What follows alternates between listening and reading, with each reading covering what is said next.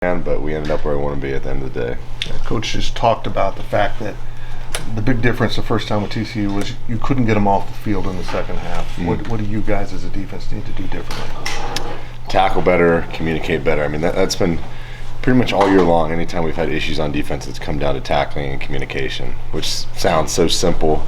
But it's tough, especially when you're playing the quality of backs and receivers and stuff we're playing in this league. And we're fortunate to have such great fans. It just gets so loud sometimes it's hard to communicate out there. So we're working on all those things this week. If we shore that up, I think we'll be successful. How big of a problem was that this last Saturday with the crowd noise? Yeah, that was probably the best crowd all year, in my opinion, especially with the weather and everything, to still stick it out and be there and be loud. We just had to simplify some things down and make communication easier. How difficult is TCU to handle up front? They've got a good front, no doubt. I'd say they're definitely top half of the conference. Their center's a really good player. Their guard's probably one of their guards, probably the best guard in the conference besides BB. So yeah, they've definitely got a good front. Could you have envisioned being in this place when you played Stanford a year ago? Yeah, it's weird how everything comes back around. I was hoping to be in this place. I came back for my 6th year for a reason. I knew we had a really good team and a good opportunity. So I'm happy with how everything's worked out, for sure. After that first game, or when you played TCU, you really raved about Kendrick Miller being one of the better players you faced. You really probably want to embrace this opportunity to get that redemption against them? Yeah, not many opportunities that you get to play a team 2 times. So definitely have a little chip on our shoulder, have something to prove. I don't want to say I'm happy we lost the first time, but it's hard to beat a team twice, so I think we're in a good spot. When you do go into a rematch like this, how much do you plan for what you haven't seen versus what you have? Yeah, I'd say we're way more prepared this time around than the first time. We have a lot more games of film to watch on them. Obviously, we can look at how we played against them, what they did against us. I think it's easier to prepare just already playing them once.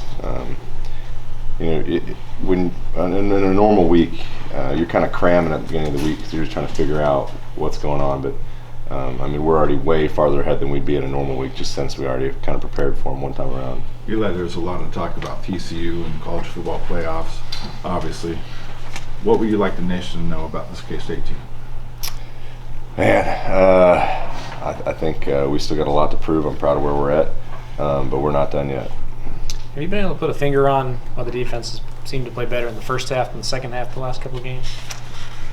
I couldn't really tell you. I feel like it's kind of gone back and forth throughout the year. Some games played really good in the second half. Look at Texas, played awful in the first half, played really good in the second half. Then other games played good in the second half. So it just, I guess it really comes down to if you're struggling in the first half, making good adjustments at halftime. And then sometimes if you're playing really good in the first half, that other team goes in and makes a lot of adjustments at halftime, and you kind of got to play catch up there. So I don't think there's a real reason for it, just kind of how things shake out sometimes. How do you feel the defensive line has improved since the last time you played TCU? I think we've definitely gotten better. Just the more reps you get, hopefully the better you're going to get. We have an experienced D-line, but they're still young guys. Felix is a younger guy. Nate's a younger guy.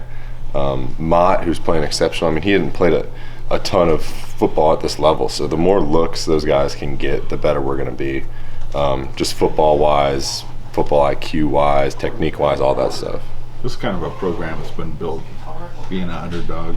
How have you guys in this 2022 team been able to embrace the underdog role? Yeah, I think K-State's kind of had that image, I guess, as long as I've been here and long before I've been here. And I think this year we've really embraced it. It's kind of every game, it's just been us against the world, especially away games. We've had a mindset of, look, it's going to be 100 of us versus 50, 60, 70,000, whoever else is out there. So yeah, we've just tried to embrace that and use that to motivate us this year. When we were talking at the Big 12 in Arlington, did you think you guys would be back there this time? That was the plan. That obviously was the goal. That's what we talked about all offseason long. You never know what's going to happen. It's hard to get to the position that we're in. For a second there, I mean, it really wasn't in our control, and the way things shook out, we were able to just do what we needed to do to get to where we are right now. I know it's not a huge deal, but you guys haven't played a lot of 11 a.m. games and a lot of night games lately. Is that, how much of an adjustment as a player is that, and what do you have to do to prepare yourself?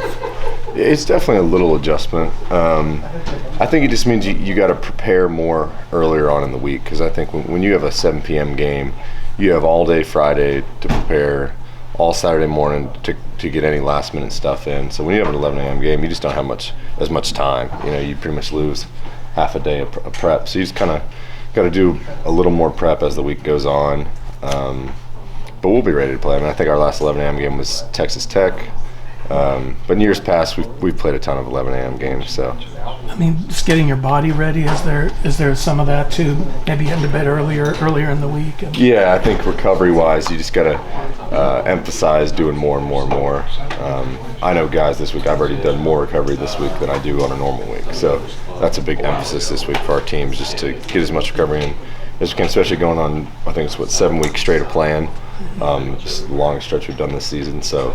Yeah, that's a big emphasis this week, just recovery. Something that you talked about at media days that stood out to me was talked about playing to compete and lining up against that guy and making it almost kind of personal. How important is that to kind of make it, hey, this guy thinks he can beat me, and I want to make sure that he can? Yeah, I mean that's just a huge part of football, especially the way I look at it. It's just a very personal game. Obviously, it's 11 on 11 out there on the field, but that guy who's lined up across from me, I mean, he's trying to take what's yours. You know, it's a personal battle. Especially playing nose guard. When I line up against that guy, I mean, I'm lining up against him for the whole game all day long. So it's kind of a cool personal battle. I mean, ultimately we both respect each other. Every game this year, me and the center have left the game probably with mutual respect, shake hands. But in between the whistles, man, we're getting after it and trying to compete, no doubt. What would it mean to you to bring back a Big 12 trophy? Oh, it'd mean everything to me. I mean, that's been a dream of mine since I've been here. That was one of the main reasons I came back. I mean, I felt like I had more to prove. We had more to prove. Felt like we were capable of winning a Big 12 championship. So yeah, that'd mean everything to me. I mean, I love this university, love this team. So to be able to do that for them would be incredible. How was the senior class? So Coach was talking about what was the best part of this team. He's like the senior class, the senior leadership. How did that kind of evolve this year to kind of spearhead this team? Yeah, throughout my time here, I think we've had a ton of good leaders, a ton of good seniors. But it takes years to build a culture, especially when Coach Conlon came in. I mean, kind of was a fresh start a few years ago, and it takes years to build culture to where it is now. And I'm sure it's going to continue to improve once I'm gone, And there's just so many good leaders on this team. I mean, I know we've got 6 captains, which is already a lot, and there's multiple other guys who could probably be captains on this team. We're just fortunate that every position room has guys who are good leaders, and when you have guys like that on the team, it just makes it so much easier to be successful. You still have some games left, obviously, but you mentioned there's still some more leaders on this team. When you kind of forecast ahead, you're leaving this program in good hands, you believe? Yes, absolutely. Absolutely. I think the culture here right now is the best it's been since I've been here. And I'm not saying culture in the past was bad. It just year after year it seems to get better and better and better. And I think a lot of guys on the team would echo that. And I have no doubt that it'll continue to trend upwards. I mean, I think there's a ton of good leaders on this team.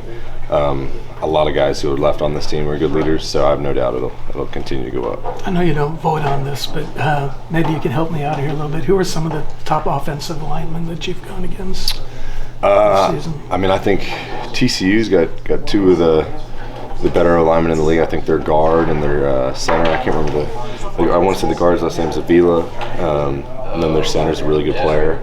I thought Baylor had a really good center. I more know about the centers and guards. I couldn't tell you much on the tackles, but I thought Baylor had a really good center as well.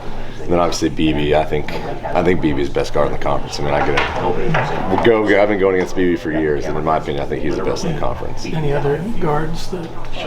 I mean, there's been a few that we played that have been solid. Texas had some good guys up front. Oklahoma always has some big bruisers up there, but yeah, we've faced a lot of good players. You'd say the TCU guard and BB are your I'd say that TCU guard and BB are probably in my opinion, the best guards in the conference. And then probably the TCU center and the Baylor center. I was impressed with. KU center is a really good player as well. Appreciate it. Thanks. In your secondary, if I say the word echo, what's the first thing that comes to your mind? Speed. I mean, he's fast.